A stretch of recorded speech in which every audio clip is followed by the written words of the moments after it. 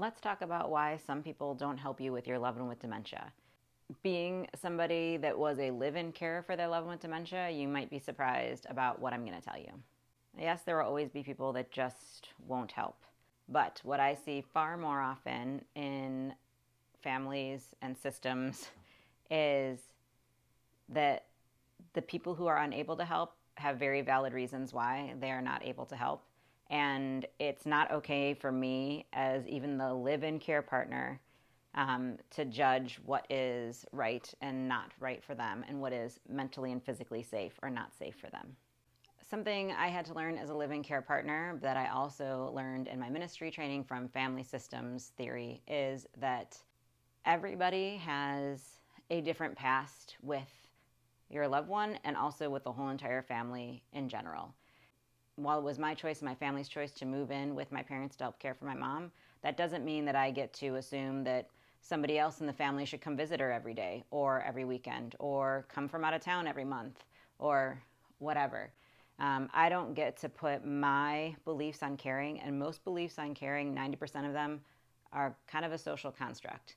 It is not required that somebody moves and lives with their loved one. It is not required that kids take care of their parents. None of this stuff is like required. We all have different beliefs about caring, and we also all have different abilities to care around certain areas and in certain different ways. And even if I had a twin, my relationship with my mom would not be the same as the relationship that my twin had with my mom. So I don't get to put onto anybody else what I would do and then judge them as being right or wrong for what I perceive them as being willing to do. And now, having worked with hundreds of families with dementia over the last 15 years and being a long distance care partner for my dad now, who has Alzheimer's, I have come to understand that most of the time when somebody else isn't helping in the way that we think that they should be helping, there is something else going on.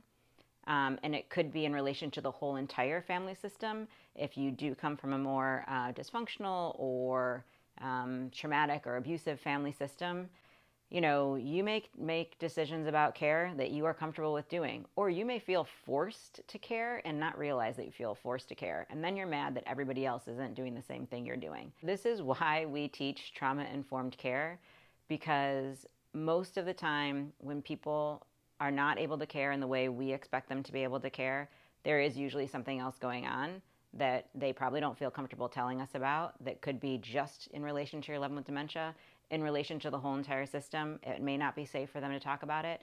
And so the thing that we can control as care partners is ourselves and our own mindset.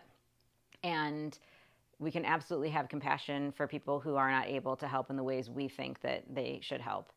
Part of that is looking at what are our shoulds, like why do we think people should do things a certain way? There's so many ways to help with your loved one with dementia. Like if somebody could take the finances off your hands, that's huge, and they may not visit all the time.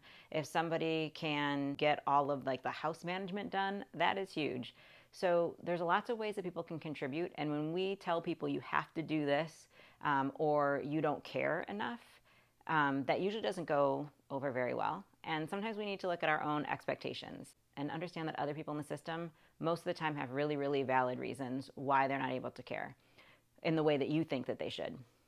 So here's some options. One is you could all go to family therapy together and make sure that you are getting trauma-informed therapy of somebody that understands dementia, or just working with your own trauma-informed therapist can be really, really helpful for you to navigate all the feelings that you have around this, because yes, it really does suck when you are doing all the things and other people aren't helping you in the ways that you need.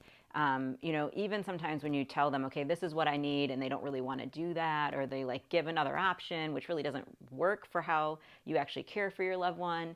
So there's a whole bunch of stuff around that, and we're gonna have another video about how to ask people for the help that you need and how to set boundaries around that, and to be kind, but also be really firm and direct in what's going on for you so that you can get the help that you need.